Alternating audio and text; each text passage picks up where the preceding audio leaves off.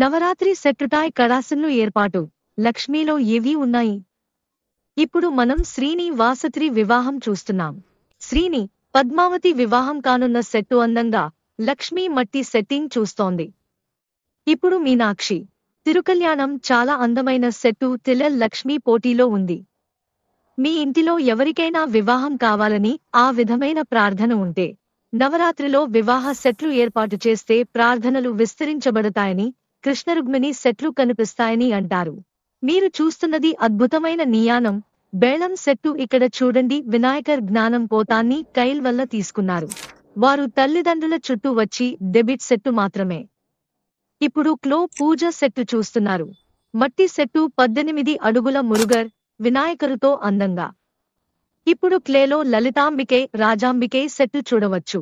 మాసనంలో లలితామే కూర్చుని సరస్వతిలక్ష్మి సామరం వేస్తున్నారు. మురుగర్, వినాయకర్, బ్రహ్మ, విష్ణువు ఆయనతో ఉన్నారు.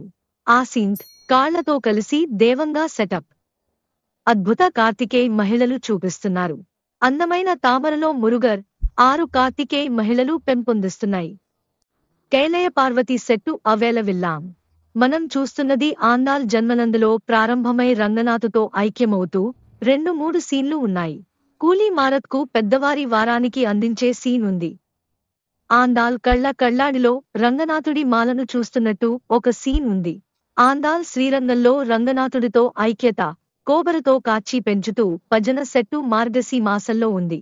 ఒక అమ్మ వాసలలో కూలాని వేసి అందరూ పిల్లలు భజనే పాట పాడుతున్నారు. సెట్టు అద్భుతంగా ఉంది. మనము చూస్తున్న రాముడు హనుమాన్ కలిగిన సమభోజన సెట్టు. వనవాసంలో రాముడు, లక్ష్మణుడు, సీత అందంగా కలుస్తున్నారు. మన క్లీలో హనుమనుతో కలిసి అందరూ ఒక్కటే భోజనం చేసే సెట్టు చూస్తున్నాం. మనము 9 విధాల భక్తి చేస్తాము. నవభక్తి ఇదే వివరిస్తోంది.